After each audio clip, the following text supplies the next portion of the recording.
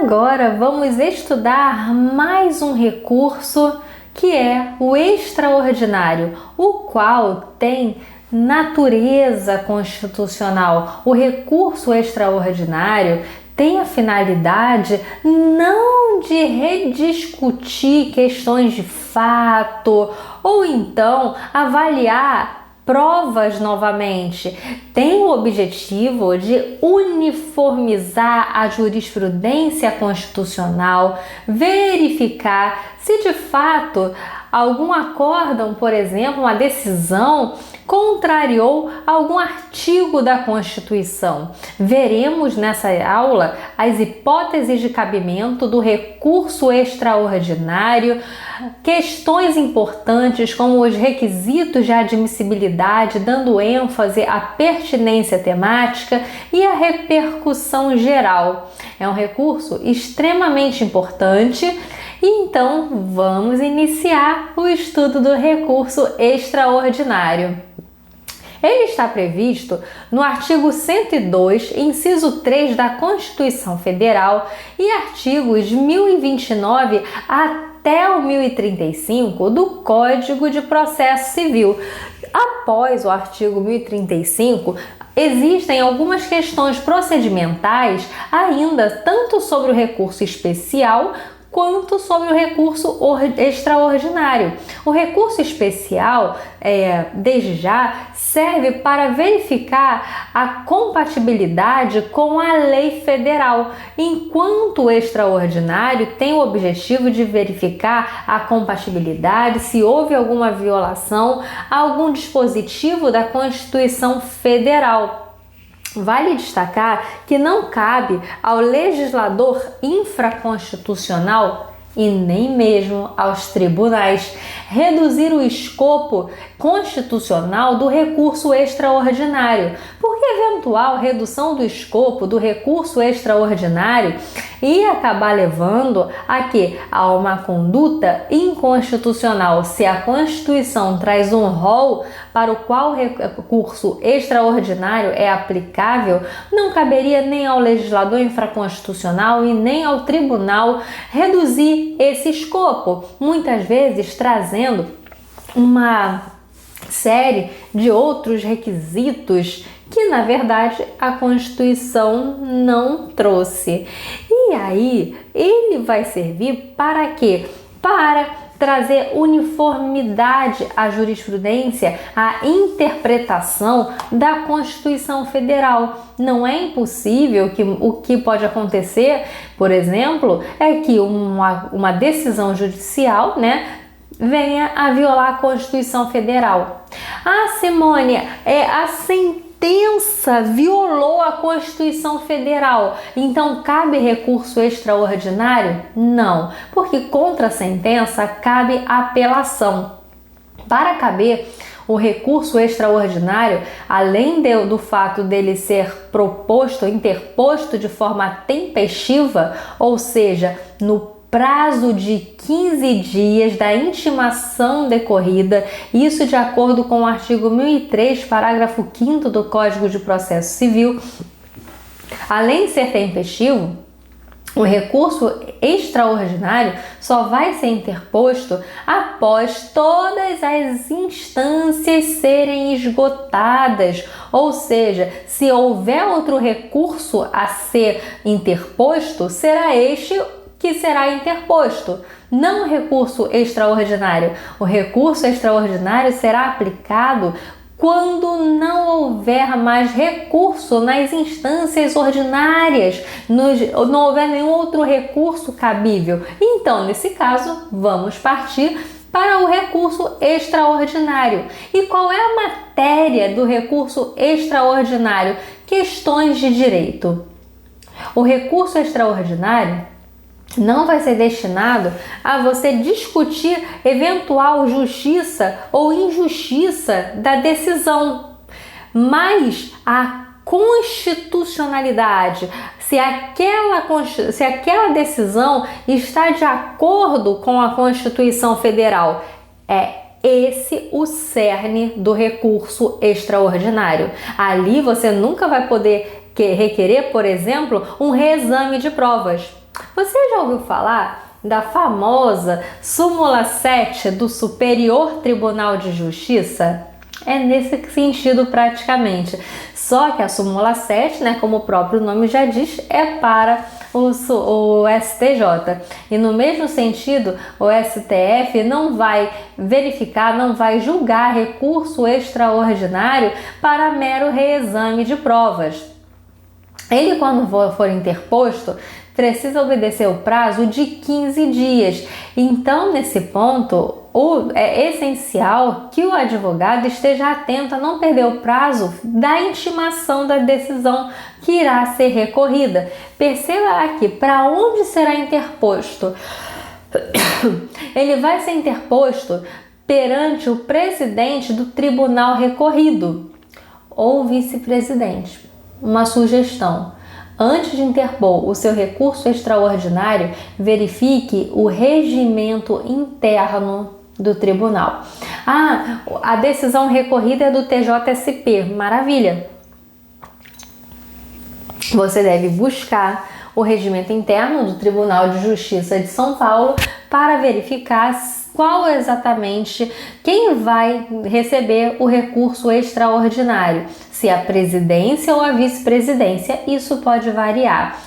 Então, outro ponto importante: uma vez que você interpõe o recurso extraordinário, caso você também interponha um recurso especial, porque, gente, tudo pode acontecer. Em uma única decisão, né, um acórdão, pode haver tanto uma decisão, tanto questões que violam a Constituição quanto violam a lei federal. E nesse caso, você pode muito bem interpor os dois recursos ao mesmo tempo.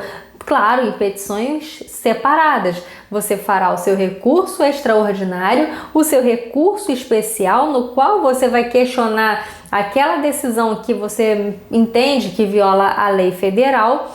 E aí, quem vai ser julgado primeiro? O que será julgado primeiro vai ser o Superior Tribunal de Justiça. Simone, e se na verdade houve uma ofensa reflexa à Constituição Federal? Não foi uma afronta direta, mas afrontaram a lei federal de modo que acabou de forma reflexa violando a Constituição. É comum esse tipo de situação, a pessoa errar e, ao invés de mandar para o STJ um recurso especial, fazer um recurso extraordinário. Mas geralmente ele não vai ser extinto sem julgamento do mérito, a fim de aproveitar o ato, o ato jurídico.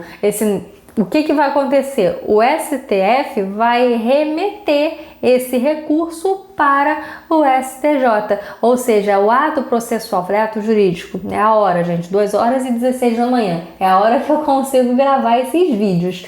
E nesse ponto, o STF ele não vai extinguir sem julgamento do mérito, porque ele pode muito bem remeter os autos para o STJ, a fim de verificar essa ofensa reflexa, ou seja, ele vai verificar exatamente a ofensa à lei federal que de fato acabou violando a Constituição.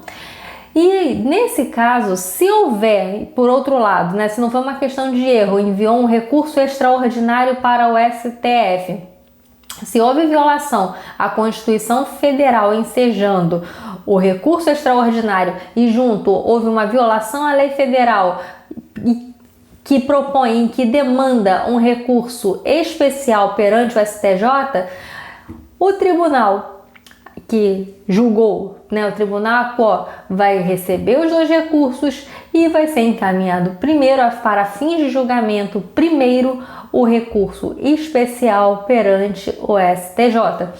Aqui também vale destacar que é interessante você ter em mente que o recurso extraordinário, além de estar previsto na Constituição Federal e no Código de Processo Civil, ele também se encontra no regimento interno do STF, exatamente entre os artigos 321 e 329 desse regimento interno.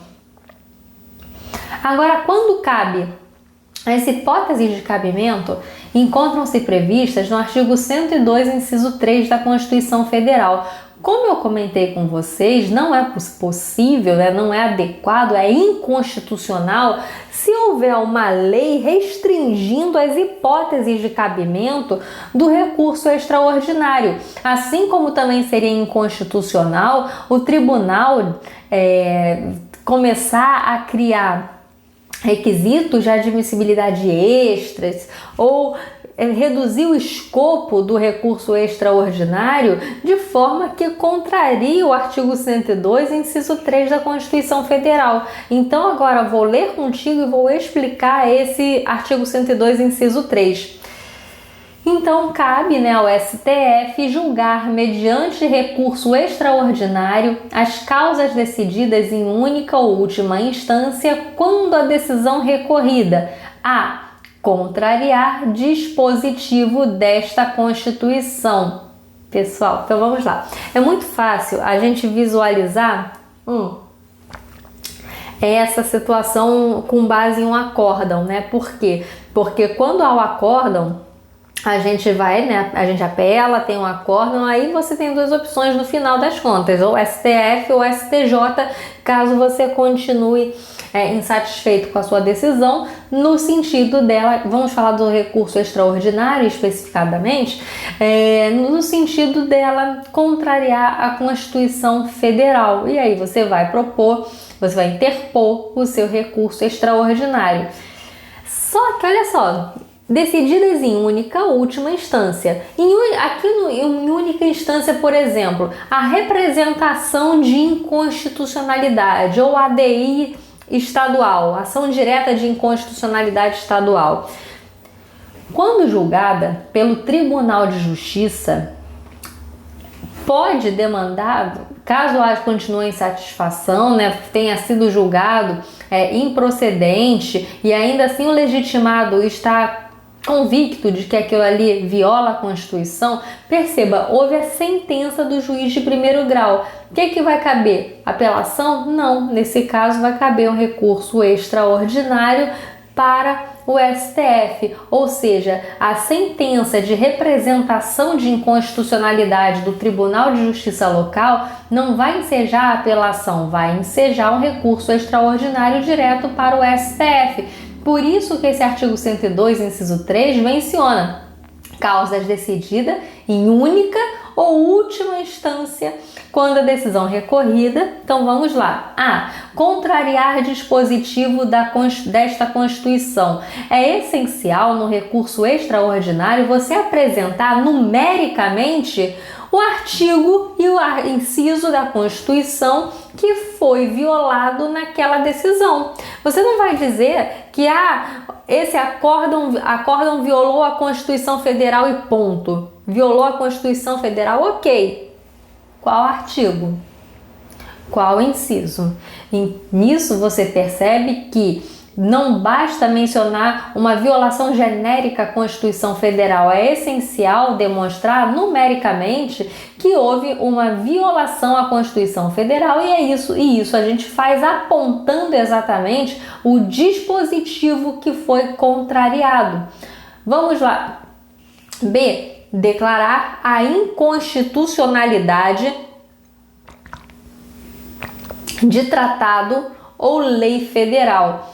Então, no caso de alguma demanda em que houve declaração de inconstitucionalidade de um tratado internacional ou de uma lei federal, nesse caso também vai caber o recurso extraordinário. Julgar válida lei ou ato de governo local contestado em face dessa Constituição.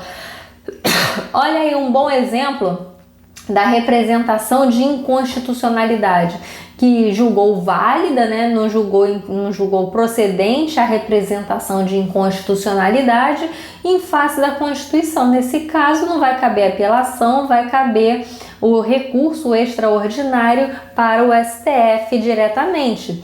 E julgar válida lei local contestada em face de lei federal. Parece difícil, mas é muito fácil de entender essa letra D. Então perceba, se dentro de uma demanda existe um conflito entre lei local, lei estadual, em face da lei federal, perceba, ou municipal, perceba que está havendo um conflito de lei, ou seja, um conflito federativo de certa forma, porque nesse caso a lei federal e a lei estadual estarão brigando uma com a outra. E isso é uma clara questão constitucional que demanda um recurso extraordinário. As competências legislativas estão previstas nos artigos 22, 23, 24 e 25 da Constituição Federal. E nisso você vai poder verificar o que? Qual lei está correta? Qual é a lei que está infringindo a Constituição Federal? Será que essa lei estadual não está versando sobre matéria federal? Será que essa lei federal não está querendo intervir de forma inadequada, inconstitucional, na competência do Estado para legislar? Perceba que não é difícil de entender. Nesse caso, se houve conflito entre lei federal e lei local, você vai usar o recurso extraordinário para que o STF verifique qual é a lei que deve ser válida em questão. Afinal, uma delas, se há um conflito, é porque uma delas está invadindo a esfera de competência constitucional de lei de cada um desses entes federativos. Para que haja possibilidade de interpor um recurso extraordinário, é essencial algumas coisas. Que coisas? Quais são esses requisitos de admissibilidade? Primeiro ponto, não deve caber recurso da decisão, exceto o extraordinário. Então, a causa vai ser decidida em última instância ou em única instância, mas que demande diretamente recurso para o STF. Nisso, a causa não deve demandar outro tipo de recurso. O demandante, aquele que está propondo o recurso extraordinário, o recorrente, deve demonstrar pré-questionamento da matéria constitucional ventilada. Ou seja, o que é o pré-questionamento? Para começar, se não houve nenhuma discussão, o fato é possível questionar inconstitucionalidade em qualquer grau de jurisdição. Se não foi ventilado isso no primeiro grau de jurisdição, nada impede que em sede de apelação você, isso aqui é inconstitucional, e questione a inconstitucionalidade da lei ou ato normativo na apelação. Só que para fins de recurso extraordinário é obrigatório que em algum momento a inconstitucionalidade ou constitucionalidade tenha sido alegada. Por quê? Não cabe recurso extraordinário se não houver pré-questionamento da matéria constitucional que você quer discutir. Isso significa que, se no primeiro grau de jurisdição ninguém falou nada de inconstitucionalidade, ficaram quietinhos, na segunda instância, no tribunal, também mudo, ninguém falou nada sobre inconstitucionalidade, só que aí deu clique, esse acórdão aqui viola a Constituição Federal. E no acórdão, nem sequer isso pode acontecer. No acórdão que você entendeu que viola a Constituição, ninguém fala nada sobre inconstitucionalidade. Não tem uma discussão sobre constitucionalidade. Logo, você não pode interpor o recurso extraordinário diretamente. Você é obrigado a interpor os chamados embargos de declaração para fins de pré-questionamento. Simone, essa é uma nova modalidade de embargos de declaração? De forma alguma. Para que servem os embargos de declaração? Tem slide aqui que eu vou ler com vocês. Os embargos de declaração vão servir para sanar omissão, contradição, obscuridade. E quando não se fala sobre questão constitucional, é que houve uma omissão. Ah, Simone, mas as partes não falaram nada. Não tem problema, pode falar agora. Tribunal, o seu acórdão está violando o artigo tal da Constituição. Manifeste-se sobre isso. E aí, o STF vai ser obrigado, o Tribunal ACO, que é o abaixo do STF, vai ser obrigado a se manifestar a respeito da constitucionalidade daquilo.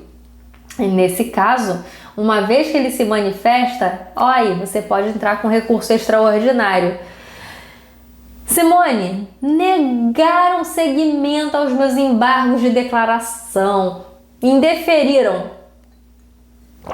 Não tem problema, você pode entrar com recurso extraordinário. Você só não pode entrar com recurso extraordinário sem pré-questionar a questão constitucional ventilada. Porque se não há questão constitucional, não cabe recurso extraordinário. É obrigatório trazer na sua petição de recurso extraordinário o pré-questionamento. Demonstrar o pré-questionamento. Olha, esse acórdão violou o artigo tal. Se o acórdão, você consegue verificar claramente que viola o artigo tal da Constituição Federal, está dando uma interpretação inadequada ao artigo tal da Constituição. Exemplo, imagine um acórdão falando, negando algum direito de família em matéria de união homoafetiva, porque não reconhece a união estável homoafetiva. Gente, o STF já trocou esse entendimento há muito tempo, de que a nossa Constituição de 88 é cidadã, integradora, e claro, ela entende que a interpretação por meio de mutação constitucional foi o quê?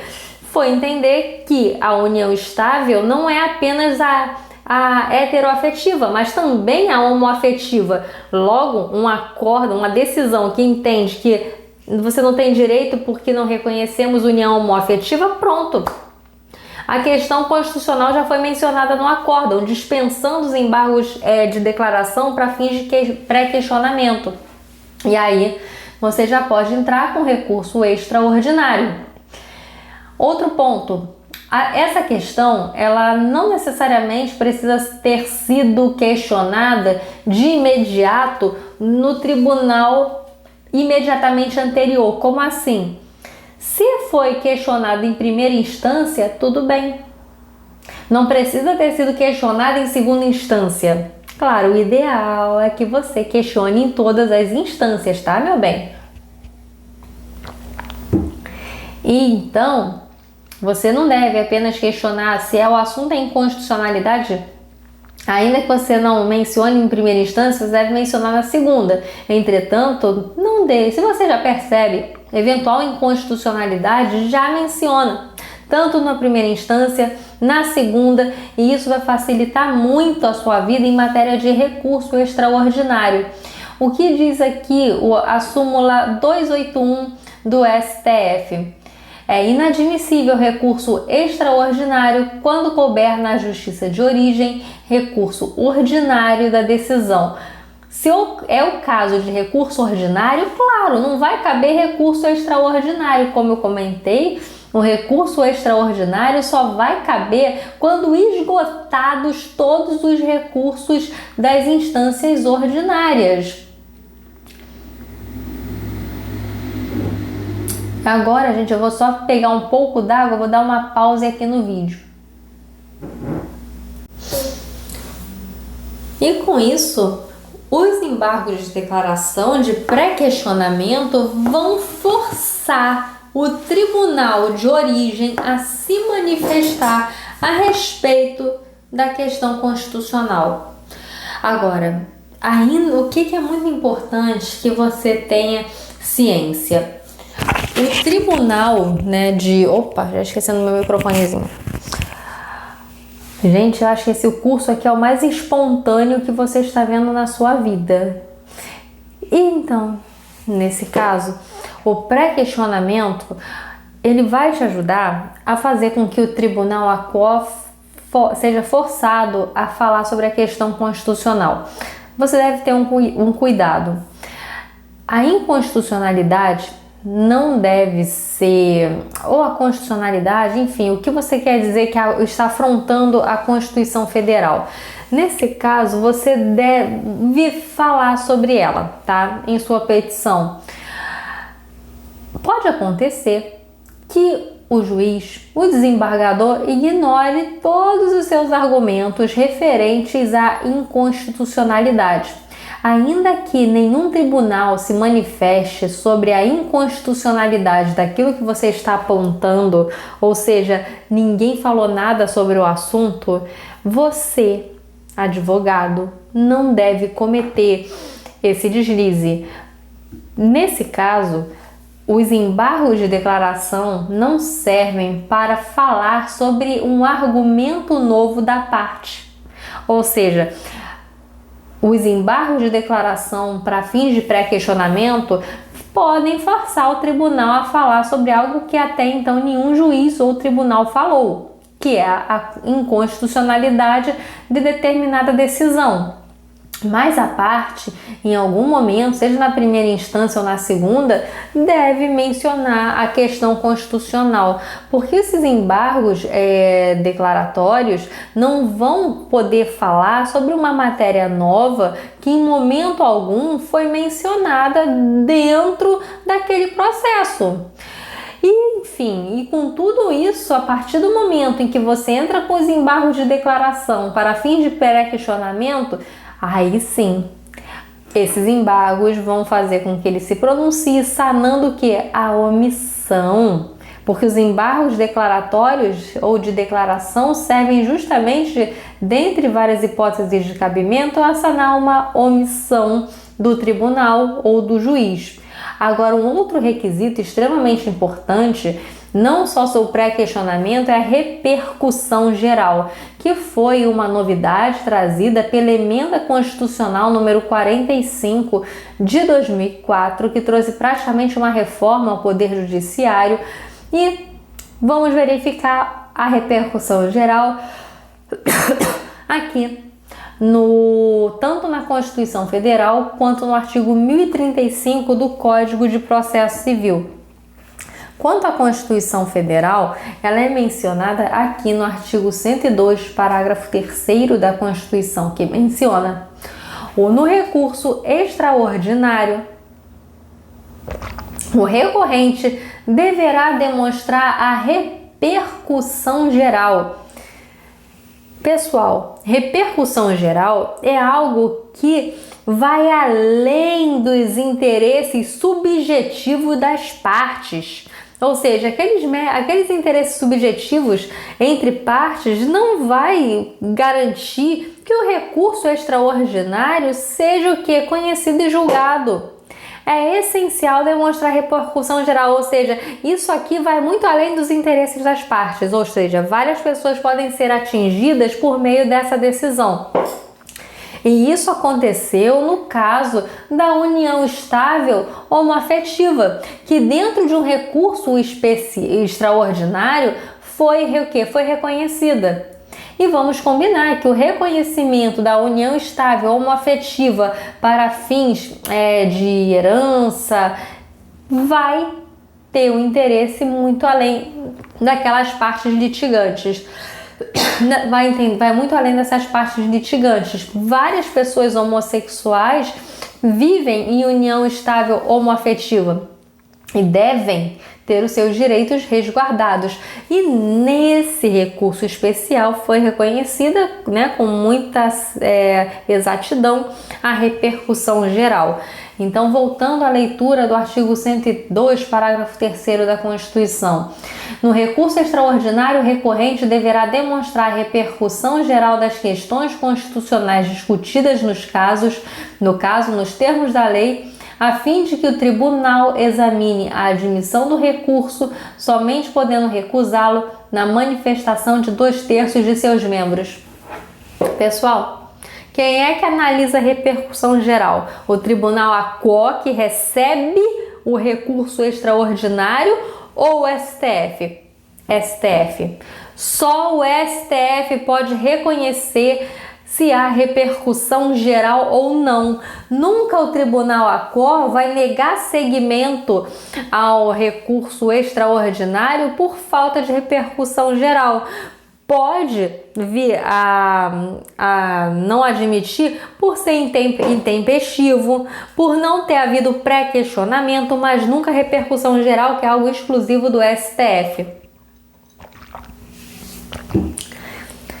Exceção: quando o STF já declara ausência de repercussão geral e há orientação para que os tribunais abaixo neguem seguimento ao recurso extraordinário com base na falta de repercussão geral, aí sim é possível o Tribunal ACOR negar o seguimento, mas ele está negando seguimento não com base no que ele acha, mas com base no que já foi decidido pelo próprio STF em outra oportunidade. Agora vamos à leitura do artigo 1035 da Constituição Federal, do Código de Processo Civil. O Supremo Tribunal Federal, em decisão irrecorrível, não conhecerá do recurso extraordinário quando a questão constitucional nele versada não tiver repercussão geral. Tudo bem, é verdade, a decisão é irrecorrível, até porque a decisão é do STF, como é que vai ter outro órgão acima do STF para recorrer? Enfim, então, uma vez que há falta de repercussão geral, não haverá possibilidade de recorrer, mas isso não significa que a ausência de repercussão geral seja lançada sem justificativa alguma. Não, a decisão pela não repercussão geral será fundamentada. Vamos agora verificar os demais parágrafos. Para efeito de repercussão geral, será considerada a existência ou não de questões relevantes do ponto de vista econômico, político, social ou jurídico que ultrapassem os interesses subjetivos do processo. Pessoal, não é tudo junto. Não é demonstrar repercussão geral do ponto de vista econômico, policial, jurídico e social. Não. Não são requisitos cumulativos. Basta você demonstrar, olha, a repercussão geral, porque do ponto de vista político, isso assim é assim.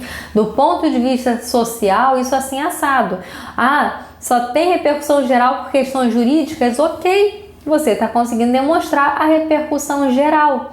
Agora, tem situações que você não precisa nem sequer comprovar a repercussão geral, porque da sua justificativa, nas suas razões recursais, você vai mencionar essas hipóteses aqui do parágrafo 3º, uma delas, e nesse caso você nem precisa demonstrar repercussão geral, porque existe repercussão geral presumida. Nessa outra hipótese, nas demais hipóteses, sim, você tem que abrir na sua petição um capítulo repercussão geral e nessas hipóteses do parágrafo 3º não há necessidade de abrir um capítulo sobre repercussão geral. Mas você deve pelo menos explicar que a hipótese se enquadra no artigo 1035, parágrafo 3º, e você tem que mencionar o quê? Que aqui é o caso de repercussão geral presumida. Olha o que diz aqui no parágrafo 3º. Haverá repercussão geral sempre que o recurso impugnar acórdão que 1. Contrarie súmula ou jurisprudência dominante do STF. O inciso 2 foi revogado. Não esqueci de botar aqui não. Ele foi revogado. Então, se uma decisão vier a contrariar súmula ou jurisprudência dominante do STF, repercussão geral presumida. Tem que ser súmula vinculante? Não. Pode ser súmula não vinculante. Inciso 3. Tenha reconhecido a inconstitucionalidade de tratado ou lei federal nos termos do artigo 97 da Constituição. Isso é uma coisa bem grave. Vou explicar o que é isso. Muito fácil. O artigo 97 da Constituição trata da chamada cláusula de reserva de plenário. O que isso significa? Segunda instância. Na segunda instância, tá? Esquece a repercussão geral. Vem entender comigo a cláusula de reserva de plenário. O órgão colegiado, tá? Aqui no caso, como a segunda instância, a Câmara Civil, Câmara Criminal, não declara inconstitucionalidade de nada. Ela não tem o poder de declarar algo inconstitucional. Se a Câmara, tá, na segunda instância, entender que aquilo ali é inconstitucional, ela vai promover o chamado incidente de inconstitucionalidade. O incidente de inconstitucionalidade vai remeter aquele processo para quem de fato tem autoridade, competência para declarar a inconstitucionalidade, que é quem? O pleno ou plenário. Pleno e plenário é basicamente a mesma coisa, depende do tamanho, né? Tribunais maiores têm um plenário, como é o caso do TJRJ. E então, o plenário é quem vai decidir sobre a inconstitucionalidade. Uma vez que decidiu sobre a inconstitucionalidade mencionada, vai voltar para a Câmara, a qual, me desculpe essa tosse, a qual vai decidir se o mérito, vai decidir o mérito com base na decisão do plenário. Ou seja, se o plenário decidiu que é inconstitucional, a Câmara só vai ter que decidir o mérito com base na inconstitucionalidade. O que não pode é o plenário decidir que é inconstitucional e a Câmara entender que é constitucional.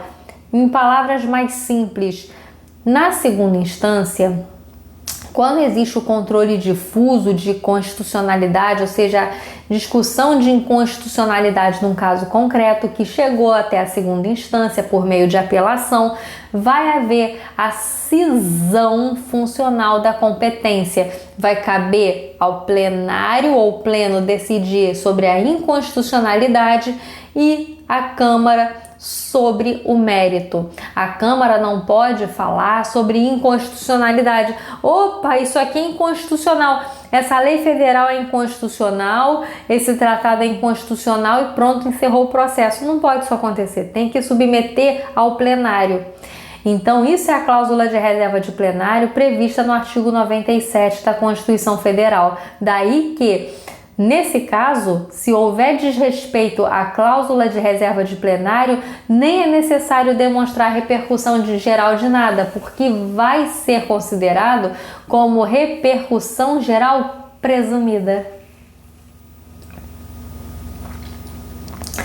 A repercussão geral tem um binômio que é transcendência e relevância. No tocante à transcendência, aquela matéria discutida naquele recurso extraordinário tem que ser algo muito importante, seja do ponto de vista político, seja social, seja econômico ou jurídico. Já a transcendência significa ir além dos interesses subjetivos das partes. Relevância. Isso é importante do ponto de vista social, jurídico, político ou, como é que eu coloquei aqui? Ou jurídico, político, econômico ou social. Já no caso da transcendência, basta demonstrar que aquele processo ultrapassa os interesses das partes envolvidas. E uma vez reconhecido esse binômio transcendência e relevância, pronto, estará configurado o reconhecimento da repercussão geral do recurso extraordinário. Isso deve vir em preliminar do seu recurso extraordinário. E como isso vai ser decidido? Para começar, vale destacar o seguinte: o STF estará fazendo um segundo exame de admissibilidade. Quem faz o primeiro? O Tribunal ACO, aquele que proferiu a decisão que enseja o recurso extraordinário. E aí, Quando for feito esse recurso extraordinário, a primeira folha deve ir para quem? Deve ir para o próprio Tribunal ACO e as razões recursais para o STF. O Tribunal ACO vai fazer um primeiro exame de admissibilidade. São 2 exames de admissibilidade que o recurso extraordinário passa. E o primeiro é feito por esse Tribunal ACO. Esse Tribunal ACO, inclusive, ele pode vir a se retratar. Cabe juízo de retratação em sede de recurso extraordinário, o juiz, o Tribunal ACO se retrata e pronto, acabou a necessidade de entrar com recurso extraordinário. Agora, não é o caso, o tribunal entendeu, é admissível, tem pré-questionamento, é tempestivo, então agora isso vai para o STF. O STF vai fazer um segundo exame de admissibilidade e no exame de admissibilidade do STF, o que vai acontecer? Ele vai verificar se há repercussão geral ou não. E essa repercussão geral é feita por meio eletrônico. Não há necessidade dos ministros do STF se reunirem para debater se há repercussão geral ou não. Isso é feito de forma eletrônica. E nesse caso, uma vez que chegou o recurso extraordinário no STF, vai haver um sorteio para quem será o relator. Quem será o relator do recurso extraordinário? O relator, então, verificará o caso, verificará então o recurso extraordinário e então ele vai verificar se há repercussão geral ou não. Se ele entender que não há repercussão geral, pronto, ok, para por ali. Mas ele verificou que tem repercussão geral, na opinião dele. E a opinião desse relator não vai se sobrepor à dos demais ministros que podem entender que não existe repercussão geral, por mais que o relator ache. E aí como eles vão votar nisso? Eles vão entrar no site, específico da votação online para verificar para discutir se há repercussão geral ou não. E para negar a repercussão geral, é essencial que 8 ministros votem no sentido de que não há repercussão geral. 7 votaram que há, pronto, não negou a repercussão geral. 8 votaram que não, não há repercussão geral. Nesse caso, 2/3, 2/3 dos ministros, aqui 8. Uma vez negada a repercussão geral, todos os recursos que envolvam aquela matéria não serão aceitos, porque houve negativa de repercussão geral. E aqui nesse caso, o relator, como eu coloquei aqui embaixo, se ele entende que há repercussão geral, ele vai lançar aquele recurso extraordinário no sistema e os ministros terão 20 dias para votar se há repercussão geral ou não. Independentemente de ter ou não repercussão geral, existe o dever de fundamentação desse tipo de decisão, pela repercussão ou pela não repercussão. O ministro não votou. Ministro X não votou, isso significa o quê? Significa que é favorável à repercussão geral. O silêncio do ministro quanto à presença de repercussão geral dá a entender que é favorável e não que é desfavorável, entende?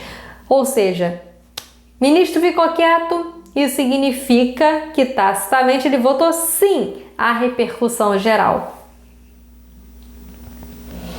E ela também está mencionada no artigo 323 do Regimento Interno do STF.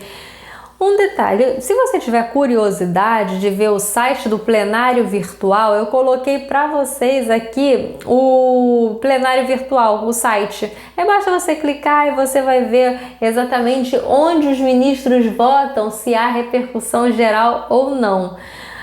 Outro ponto que você pode talvez ter curiosidade: Simone, eu quero ver os temas de repercussão geral que existe, quero ver qual ministro mais votou sobre repercussão geral, se é favorável, qual o ministro mais cri-cri, que mais negou repercussão geral. Você pode ter acesso a todas as informações, inclusive vários temas de repercussão geral, nesse site aqui do STF/repercussão geral. Você vai ver questões estatísticas, quais ministros votam na repercussão geral com mais frequência, positivamente, qual vota mais negativamente, onde o ministro X votou sim e quando votou não. Agora eu trouxe para você, só para você ter um exemplo, olha só, aqui já foram reconhecidas no âmbito do STF até hoje 816 repercussões gerais, já foram negadas 397. O que isso dá para entender? Que o STF não é tão cri-cri em matéria de repercussão geral. Tanto que mais que o dobro de recursos extraordinários votaram em quê? Votaram que há repercussão geral. E olha só, aqui por exemplo, o Alexandre de Moraes, ele reconhece, né, repercussão geral com bastante frequência e nega com pouca. Esse aqui, ó, a gente pode ver de curiosidade que o Gilmar Mendes é um dos que mais negam repercussão geral. Já o Dias Toffoli, olha só, ele é muito aberto a reconhecer a repercussão geral. Então, o que acontece, tá? Então, vamos falar agora sobre quando a repercussão geral foi reconhecida. A repercussão geral do recurso extraordinário foi reconhecida. E o que vai acontecer? Vai suspender os processos que estão tramitando sobre a mesma matéria. Uma vez que está tramitando. O que isso significa para a repercussão geral ser reconhecida? Um pequeno detalhe, que para negar, 8 ministros precisam votar desfavoravelmente, tá? Então, se 8 ministros votaram desfavoravelmente, não vai haver repercussão geral. E agora foi reconhecido. Vai haver suspensão dos processos pendentes nas instâncias inferiores. Para que isso? Para evitar decisões conflitantes, decisões colidentes. Imagine só, se o STF decide X e os processos que estão caminhando nas instâncias inferiores vão correndo, né? Seguem em frente. O que vai acontecer? Tem grande risco de desses processos que continuam correndo serem conflitantes com a decisão do STF. Então, para evitar isso, uma vez reconhecida a repercussão geral, vai haver a suspensão de todos os processos pendentes sobre a mesma matéria. E, nesse caso, a matéria, uma vez reconhecida a repercussão geral, pronto. Agora haverá a possibilidade de se julgar o mérito do recurso extraordinário. Agora chega, pronto, já recebemos o recurso extraordinário, cumpriu todos os requisitos de admissibilidade, agora sim poderemos julgar o mérito. O STF vai ter o prazo de 1 ano para julgar o recurso extraordinário. E nesse caso ele vai ter prioridade de andamento. O recurso extraordinário vai ter a prioridade de andamento, exceto nos casos em que envolvam habeas corpus ou o réu preso. Se não é habeas corpus e nem o réu está preso, o recurso extraordinário vai ser julgado com prioridade. Agora vamos falar quando negam a repercussão geral. 8 ministros negaram a repercussão geral. O que vai acontecer? Nesse caso, negaram a repercussão geral. O artigo 1035, parágrafo 9º do Código de Processo Civil traz a resposta claramente.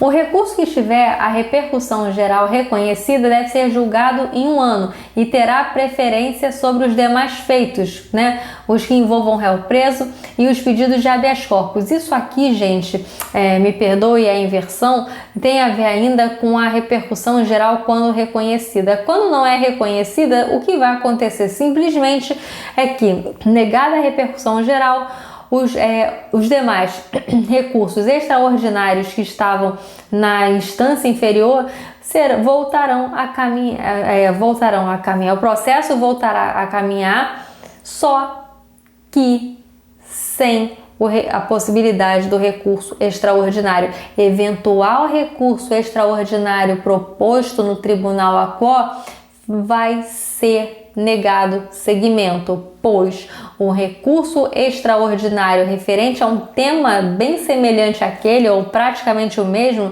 já teve a repercussão geral negada. Então, nesse caso, vai ser determinado que todos os recursos extraordinários tenham seguimento negado já no tribunal ACO. Aqui eu trouxe duas jurisprudências para vocês. A primeira é essa, sobre o sobrestamento do feito em virtude do recurso extraordinário. O sobrestamento do feito, como eu comentei com vocês, vai ocorrer no âmbito do tribunal ACO. ACO é abaixo do STF, pense dessa forma. Então, tem aqui um recurso extraordinário e embaixo vários processos tramitando que envolvam a matéria do recurso extraordinário. Reconheceu a repercussão geral no STF, o tribunal ACO vai então sobrestar o feito, vai deixar o processo parado até a decisão do STF. Olha o que estabeleceu aqui a conduta do Tribunal de Justiça do Rio de Janeiro, né, aqui em 2015. Apelação civil, ação declaratória, dúvida acerca de SMS ou SSQN. Reconhecimento de repercussão geral pelo STF no recurso extraordinário número 605.552, de autoria do Dias Toffoli. Suspensão do feito até o julgamento final da Corte Constitucional, inteligência do artigo 543b, sobrestamento do presente recurso. Ou seja, aqui você vê que o próprio Tribunal de Justiça, a ACO, vai sobrestar o feito para esperar a decisão final do STF no tocante àquele recurso extraordinário que versa sobre a mesma matéria que corre no tribunal ACO. Só que esse sobrestamento, por incrível que pareça, não é obrigatório. Eu trouxe outra jurisprudência aqui agora de 2019. Tem algumas jurisprudências que mencionam a não obrigatoriedade do sobrestamento do feito. Particularmente, eu acho isso um tanto temerário. Deve sim sobrestar o feito a fim de evitar uma decisão conflitante. Poxa, o juiz decidiu aqui, me negou um direito e o STF concede o direito com base, entende que a repercussão geral e aquela decisão foi conflitante com a sua decisão. Fique tranquilo, você tem o prazo da ação rescisória. Você pode tentar lutar por meio de ação rescisória caso você tenha sido prejudicado com o não sobrestamento do feito e a sua decisão transitou em julgado. Fique atento ao prazo da ação rescisória e você pode rescindir o seu julgado. Voltando aqui, como eu comentei com vocês, é prudente o sobrestamento do feito, mas não é obrigatório. Eu trouxe uma decisão falando sobre essa não obrigatoriedade. Então, eu não vou ler tudo para você não ficar entediado. Recurso ou entediada. Agravo regimental em recurso extraordinário, matéria criminal, tereré. Considerando que o ministro Barroso, relator do recurso extraordinário 979962, por hora não determinou o sobrestamento do processo que versa sobre a mesma matéria, não há que se falar em suspensão automática do prazo prescricional. Ou seja, se não houve sobrestamento do feito, não se fala em prescrição. Logo, você percebe que o sobrestamento não é obrigatório, ainda que bastante prudente.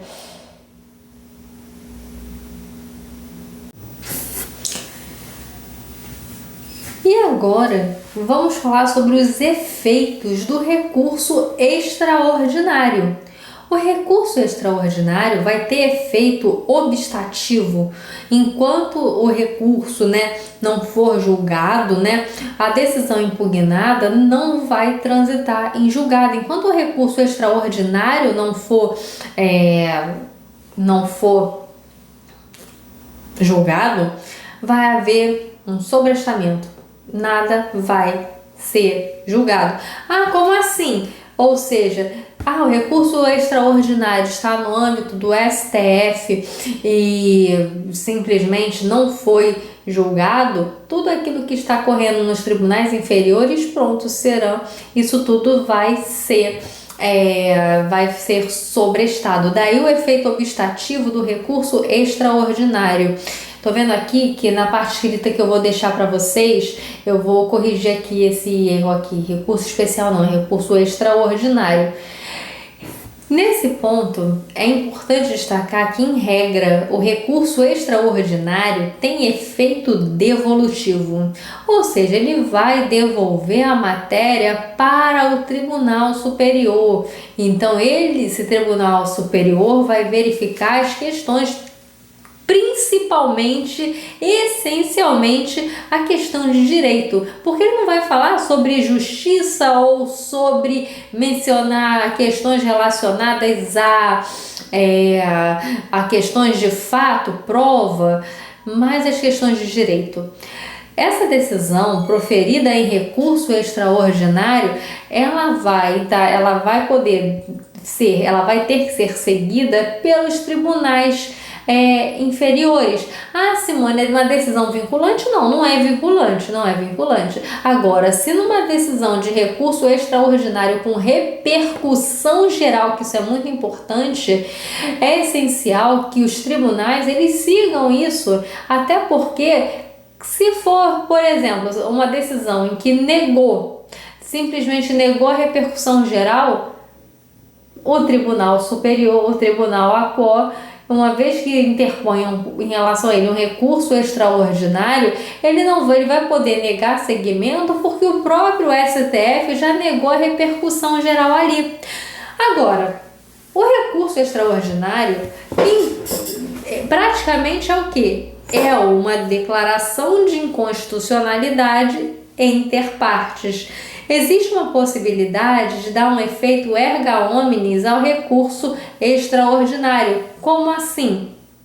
Fazendo o que está de acordo com o artigo 52, inciso 10 da Constituição.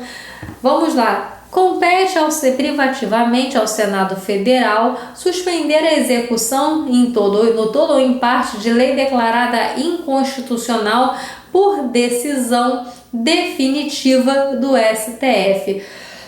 A decisão do recurso extraordinário é definitiva. E, nesse caso, uma vez que o presidente do Supremo Tribunal ache importante suspender no todo ou em parte a lei considerada inconstitucional naquele acórdão, vai poder remeter um pedido ao presidente do Senado para que ele suspenda aquela lei no todo ou em parte no território nacional. Um detalhe, o recurso extraordinário, como eu comentei, em regra tem efeito devolutivo, mas pode sim vir a ter efeito suspensivo, caso a parte venha requerer isso. Ou seja, o que é o efeito suspensivo, Simone? Aqui, se for meramente o efeito devolutivo, o recurso extraordinário estará correndo e aquele acórdão, como o recurso só teria o efeito devolutivo, aquele acórdão proferido, ainda que em sede de recurso, poderia vir a ser o quê? Poderia vir a ser executado, mas no caso, havendo o efeito suspensivo, aquela decisão vai ter que esperar a decisão final do recurso extraordinário. Aqui vale um aspecto final sobre o recurso extraordinário. As contrarrazões do recurso extraordinário se assemelham bastante às contrarrazões da apelação. O que é isso, Simone? É a resposta do recorrido ao recurso extraordinário. Artigo 1042 do Código de Processo Civil. Cabe agravo contra a decisão do presidente ou do vice-presidente do tribunal recorrido que inadmitiu o recurso extraordinário ou recurso especial, salvo quando fundada na aplicação de entendimento firmado em regime de repercussão geral ou em julgamento de recursos repetitivos. Então, nesse caso, o recurso cabível em relação à inadmissão do recurso extraordinário será, então, o agravo. E, por fim, é importante que na petição de recurso extraordinário, em síntese, você deve mencionar a questão constitucional de forma numérica, explicitar a violação ou então as hipóteses do artigo 102, inciso 3 da Constituição, em qual das hipóteses se destaca, o que enseja esse recurso extraordinário? Demonstrar a repercussão geral, salvo nos casos em que há repercussão geral de forma presumida, e demonstrar o pré-questionamento da matéria constitucional ventilada. Não deixe de assistir ao vídeo embargos de declaração para fins de pré-questionamento.